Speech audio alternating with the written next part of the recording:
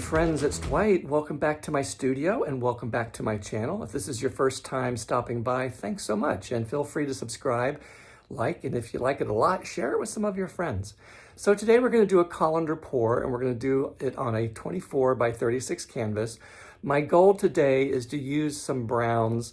I'm not quite sure how I'm going to use them. Like my last pour, I used browns, but I also had that garnet red in there that really took over and created a really nice, sharp and loud painting, which is really kind of cool.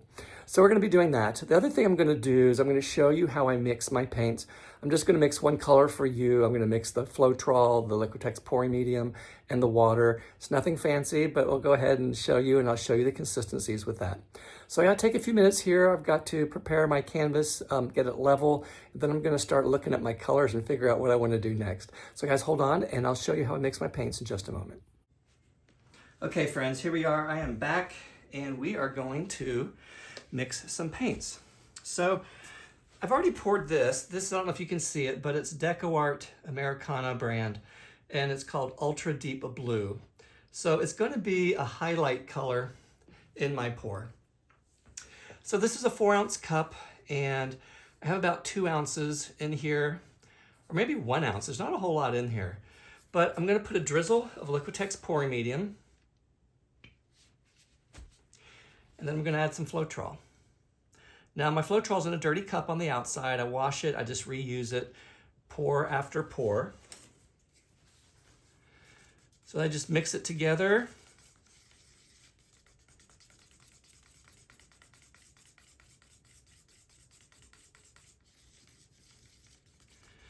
I'm going to add a little bit of water. Again, my water cup, I just do it by eye. I put a lot in there that time, so I hope I don't spill some.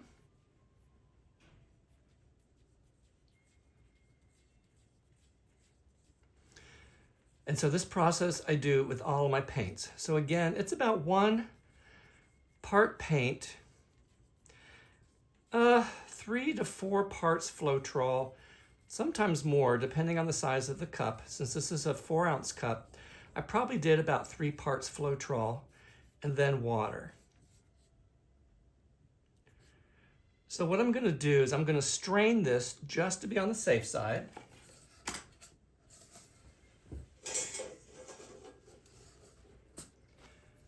I don't think there are any lumps in it, but I don't want to take any chances.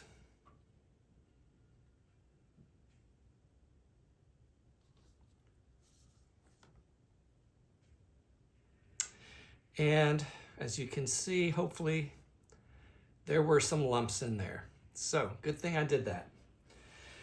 So I'm going to add just a little more Floetrol because this was a little too thin for me. And then I'll show you like the consistency I'm going to make the rest of my paints.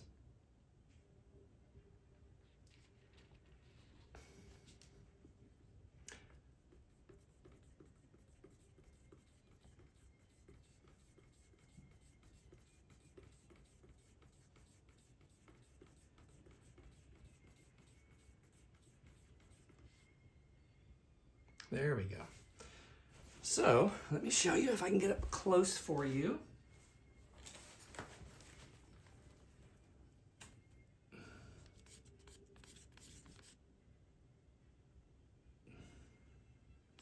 See how it's just basically going in. It's not even mounding. That's typically what I go for. Okay, so thanks. I'm gonna mix the rest of my paints. I will show you what I've chosen when I'm done, and we'll go from there. Okay guys, I'm back, and the paints are all mixed, and this is what we've got. That notebook there is my instructions on how I want to pour. So we'll see if I follow that. We'll see. I tend to get a little nervous when I pour, and I just start going at it, and I sometimes forget about what my strategies might be. So I'll go over my colors with you quickly here, and then we'll get started. So down here, this is champagne gold. It looks, I don't know, it's more like a aged bronze, but that's a champagne gold. Yeah, and that is DecoArt's Extreme Sheen, actually.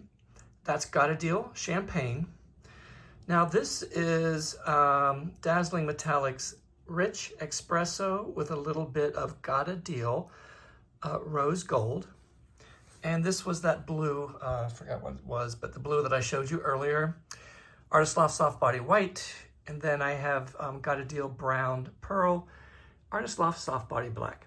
So what I'm gonna do is start with a little bit of white, do a little bit of this, a little bit of this, a little bit of this, a little bit of this, more white, and then add some the rest of this, the rest of this, the rest of the blue, the rest of the white, champagne, and dark brown. Okay, let's see if I follow through.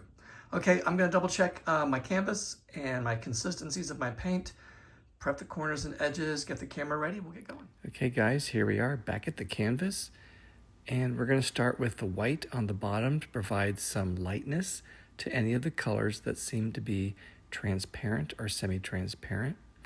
And I'm layering them as I mentioned in the previous segment. The darker browns on the bottom, as well as that beautiful blue paired next to that rich espresso with some of that rose gold. And then pouring some white in there to push that blue out of the colander. So when I add the brown here, as you notice, the blue starts to come out the holes on the sides of the colander. So when you're doing these type of pours, you have to think strategically which colors you want to be sort of on the predominant side. And on this one, the blue tends to be, but we'll see how it shows up at the end. So at this point, I'm just pouring the rest of the paints. I have a layer there of blue and white and that dark brown to push that out. And I ended with that champagne color on top. Again, I'm checking the consistencies of the black paint, making sure it's just right. Remember, sometimes if your paints sit long enough, they may thicken up. So make sure that you double check them before you either stack them in your colander or on your canvas, or before you pour the black paint. I do like these sort of neutral colors with a pop of blue. I think it's just a really cool look. Again, I'm going to go towards the lower left, the lower right, and then that back corner. So if you notice on the edge, again, the pearls are starting to form. So I'll be honest with you, at this point, I was like, okay, not too many pearls are coming up, so maybe my black paint was too thick. But if you watch, things start to really fill in. I tend to stop and I look and I try to figure out, okay, what's going to happen next? Get up, put it on time lapse, and there you have it. While I understand it's sort of neutral, I think the details are quite beautiful, and I'll show you those as we do the walkthrough. Hey guys, I'm back. That was about an hour sitting and doing its thing. So I don't know what happened. Some really cool stuff took place, and I'm not quite sure which paints it is. I think it's actually the extreme sheen. Let me show you up close. I'll show you down here first. Have some of my standard cells, you know, they look pretty cool. Then I have some that are really just interesting shaped, which I'm actually loving because I really think it adds a very interesting look to this. So let me walk over to this side. Let it focus. Whoop. So this is what I'm talking about. Look at this. This is so fascinating. Looks like they were outlined with a marker.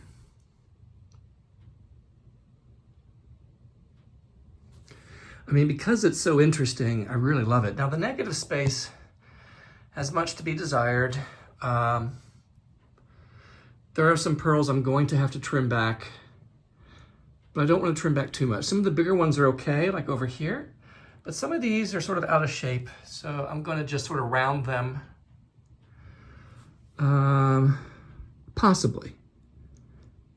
I've done it before where I've left things alone and it's turned out just fine. will take out the line and clean it up. So I'm gonna let it dry. Hopefully it stays just as it is because I'm really it's hard to see the color. It's really sort of blue and brown and champagne, but it's just, this stuff is really fascinating to me. I'm really kind of thrilled with it because it works really well with the composition. So my one way of looking at this is maybe in this direction here. Primarily because I have most of the white coming in here, and this sort of grounds the negative space. Then I have this white section right there. We'll see. I have to let this sit, and I will see how I feel. And yeah, hold on, and I'll let you know what's coming to happen next. Good morning, everybody. Here I am the next day. I'm glad it dried as is. Now, you know, looking at the video here, I'm thinking it probably looks pretty bland to you, and that's okay. I think it's very interesting. I do like it a lot, actually. Up close, it's a different story. If you look at all the variations in the pearls and the cells, remember, most of these paints are metallic, so they will brighten up. Now, my favorite feature, even though at first I was like, oh boy, these pearls, these cells didn't do too well, but I love this side down here. I think it might be a little wet still. See these pearls? Look, it looks like it's been highlighted with like a gold pencil all around it. I love that look. Again, it wasn't what I was going for necessarily, but because this is an interesting composition, an interesting color, I think it works pretty well. Just want to kind of show you, because I don't often show you too close. So remember, when I do these pearls, I'm not looking for the perfect round cell. I mean, of course, that would be wonderful. I'm looking for the overall composition. I know I've mentioned this before, and this is probably how I would hang it if I hang it. This sort of grounds it down here, and you've got all this movement coming into the negative space. Now let's talk about the negative space. Let me swing around this way. So it's still a little bit wet, which is fine, but, excuse me, I am gonna go in, I'm not quite sure what I'm gonna do down here. I may do something in here. I may just round these just a little bit. What that does, it makes the negative space look a little bit more defined if it's just a little bit more rounded. You know, I got this big one here. I'm probably not gonna touch. I may round some of this. You know, this one scares me. I might just leave it alone. And if I touch it, you'll probably yell at me. So I don't want you to yell at me. I might just take off this little pointed end, fix these up in here a little bit. Really not do anything over here. Just anything that looks overly elongated, like some of these right here. Just take it back a little bit. I'm not gonna do much more. I don't wanna add too much to it. I think it's pretty. I think it's pretty the way it is. There we go. Just another look at this down here.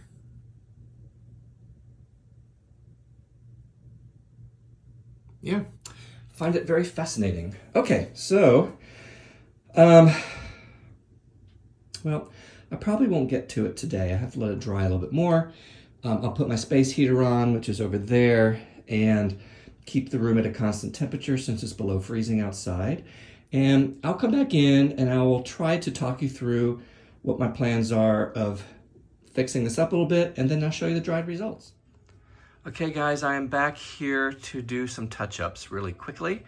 I don't have a lot that I'm going to do around in here, but I'll do just a little bit, you'll see.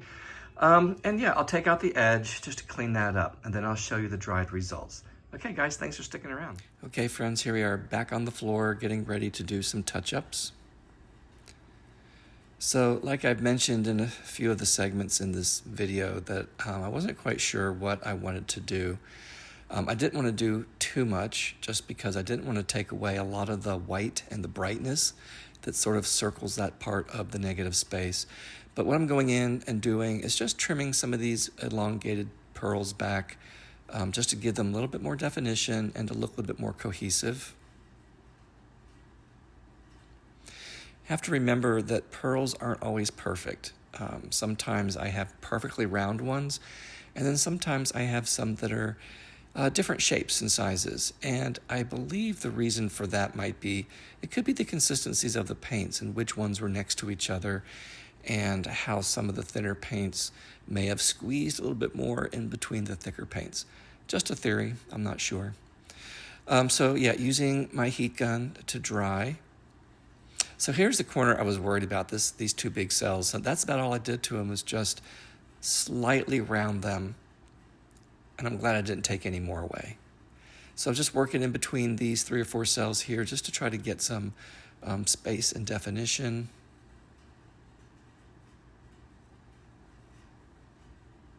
Going back in there, just making sure that it's crisp and clean.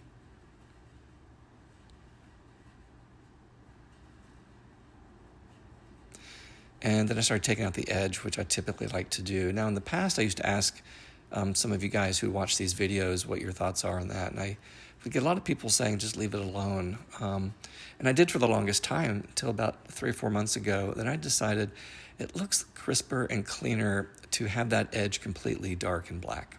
So that's what I was doing there. And part of it was trying to figure out, where do I want the black to end? Because I didn't want to run it along the whole edge. So about where I am at the lower left there is about as far as I went on that end.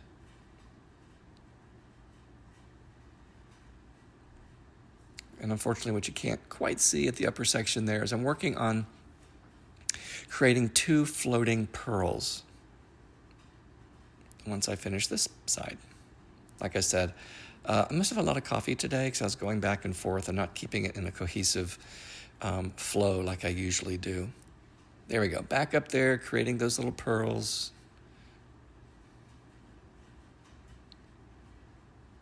But you'll see when it's completely dry. Back down to that corner. So every once in a while I go in and I just notice where I painted over some of the pearls, the color still pops up. Okay, so I will be showing you the dried results in just a moment, and I hope you enjoy. Thanks for hanging out. Okay, friends, I'm finished. As you saw, I did a little bit of touch-ups. I didn't want to change too much, especially with these bigger ones down here, but I just trimmed them back to make them look a little more round. So I'll show you what I did, a little bit up close. Again, it wasn't much. I didn't want to get in there and just kept trimming and trimming and trimming. So I think my biggest problem were these 2 here, but I think I got them down just fine. Remember, not every pearl is completely round, as you can see. It just depends on the paint, and I believe the consistency and the movement, because sometimes what ends up happening is, be honest with you, some paints might be slightly thinner or thicker than others.